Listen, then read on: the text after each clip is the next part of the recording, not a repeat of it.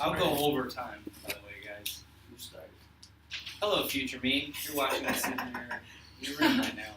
I want to say that you did an awful job, but not to worry. You got it too there. Thank you. We're starting? Okay, so my theme was absence makes the heart grow fonder. Get off the stage. My title is I Miss You. My story starts back in the great year of 1992. Is the year my mother and father, Jason and Margie Watts, met. They met basic training of all places for the Army. They were both in the military. My dad was a medic. My mom was a part of the military police. Anywho, so 6 years later, that's how they met. That's not true. No, it is. Is that true? They did. I didn't know they met in 1992. I thought they got. But I don't pay attention. Okay. Anywho, 6 years later, they had my oldest brother Noah. So 1998. Flash forward 2 more years. The earth was graced with the presence of me and my twin sister Mallory. 3 years later, my parents were blessed with a miracle. I consider it a nice way to put as it was an accident. Our little brother Eli. But the story starts out with what I consider my first memory. It was the night before mine and Mallory's 5th birthday. It was about 9:30, and our parents had told us to go to bed. We had a big day tomorrow. It was our 5th birthday. Huge day. We were going to get a lot of presents, go to Grandma and Grandpa's. So we went to bed at 9:30, brushed our teeth, washed our hair, whatever, went to bed. And my mom and dad went into their room to do God knows what. But in my 4-year-old mind, it was they were wrapping our presents. They were getting our presents ready for our huge 5th birthday. So the door was a bit ajar. There was a light reflecting into my room, and so my little 4-year-old head told me to wake up and check on my presents.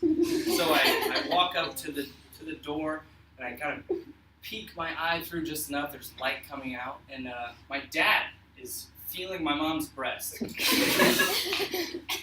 And there are no passionate sighs that you would normally hear when your parents are wrestling or whatever they do behind closed doors, but rather a tear is streaming down my mom's face. My dad is still feeling her breast, and she's crying, and he looks shaken up.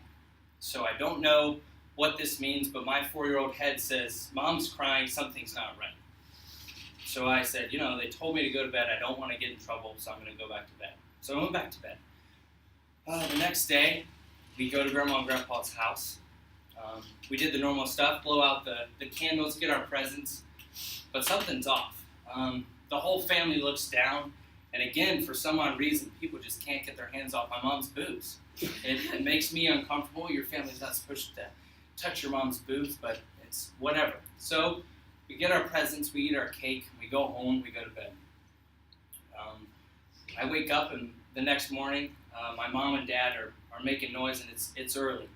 And they're packing up. Grandma and Grandpa came, and all of a sudden, Mom and Dad have to leave really early. I don't know what's going to happen. I don't know why they're leaving, but they are. And I remember not being happy about it because, I barely got to see my parents. It was my 5th birthday.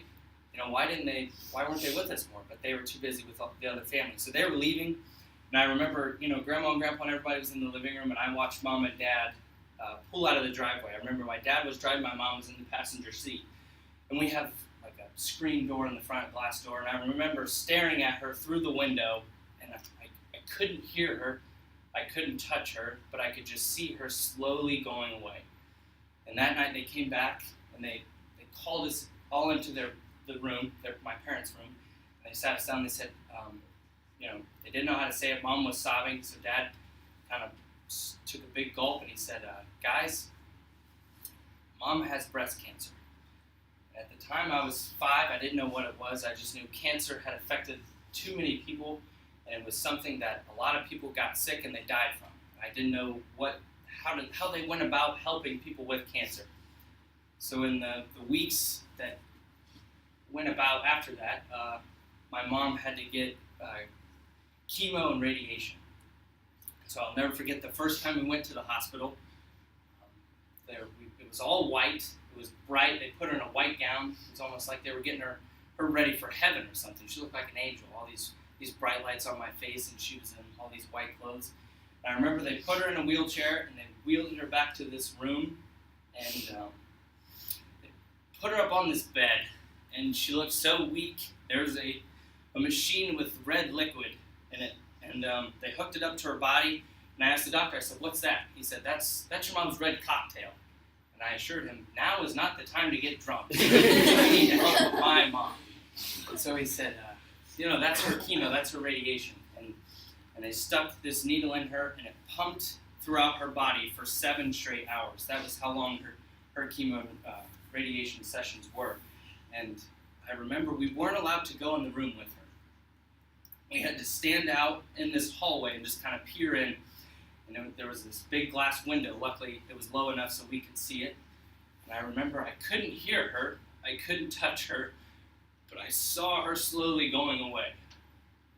And so she had to do that, chemo and radiation, for a couple times a month for a few years.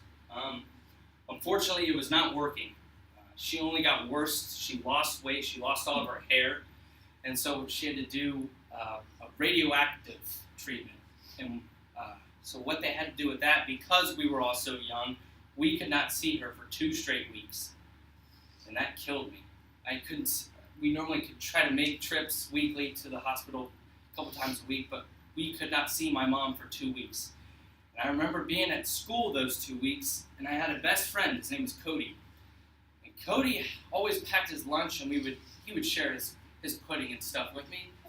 But one thing that Cody never liked was these little notes in his lunchbox. And on the notes, I would grab them, and I would read them, and it would say, "Have a good day, Mom. I love you, Mom. You're my favorite, Mom. Mom, Mom, Mom." I just remember he would crumple these up, and he would throw them in the trash can as soon as he opened his lunchbox. And just to have that, a mom who loves you and who has the ability to take the time out to make your lunch and write you these notes, and he just didn't care. He threw them in the trash can. And it made me sad, it made me mad, it made me confused. So the 2 weeks were up, and my dad, he said, "We're going to the hospital to see your mom. She's in this room." She had a roommate, so it was just a regular hospital room after these 2 weeks. So I remember we all bolted out of the car. We all sprinted to the room. It was room 213. And I remember I found it on the map, and I was the first one in the room. I walked in. My mom, if any of you know my mom, she is the most beautiful woman I've ever seen. She's got real nice tan skin and luscious, long black hair. She's got these beautiful, piercing baby blue eyes. And so I walk into room 213, and on my left, there's an old black woman who looks like she's on her last limb.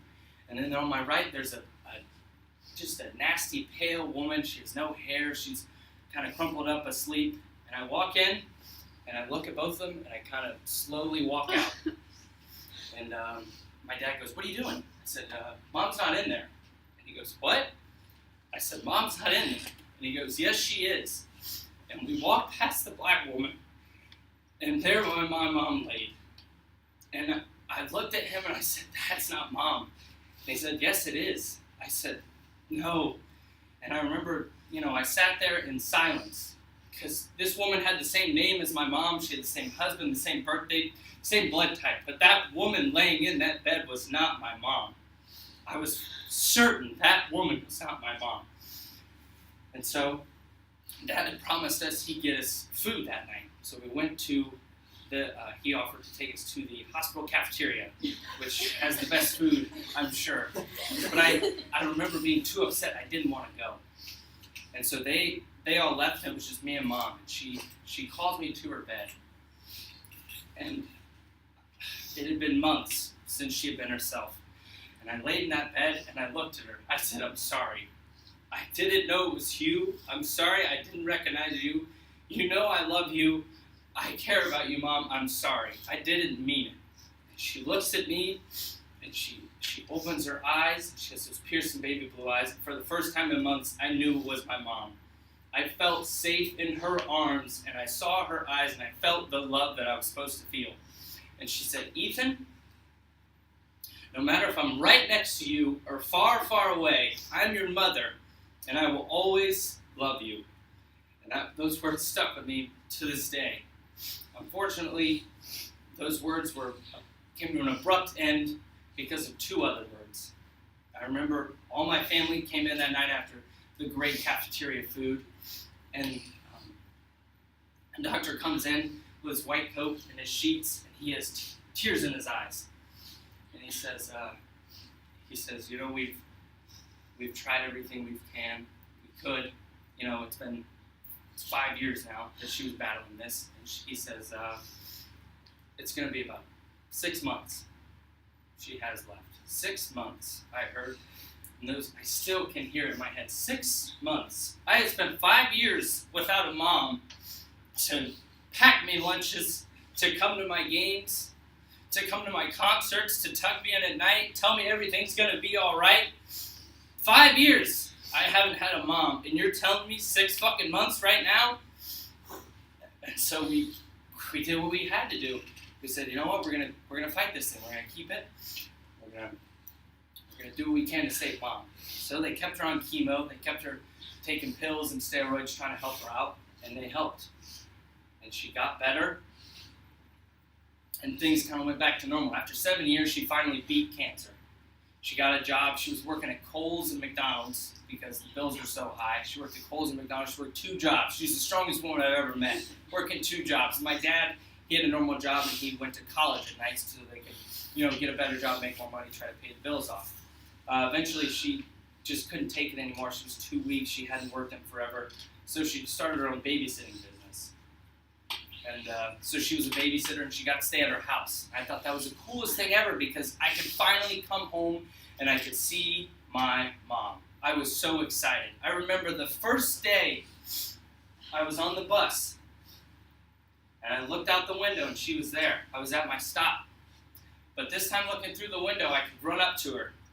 I could hear her, I could feel her, and she was not leaving me. And I looked at her, and I said, Mom, I love you.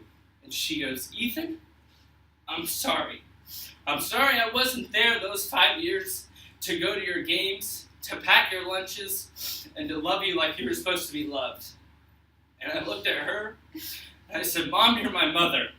No matter if you're right next to me or you're far, far away, you're my mother, and I know that you will always love me.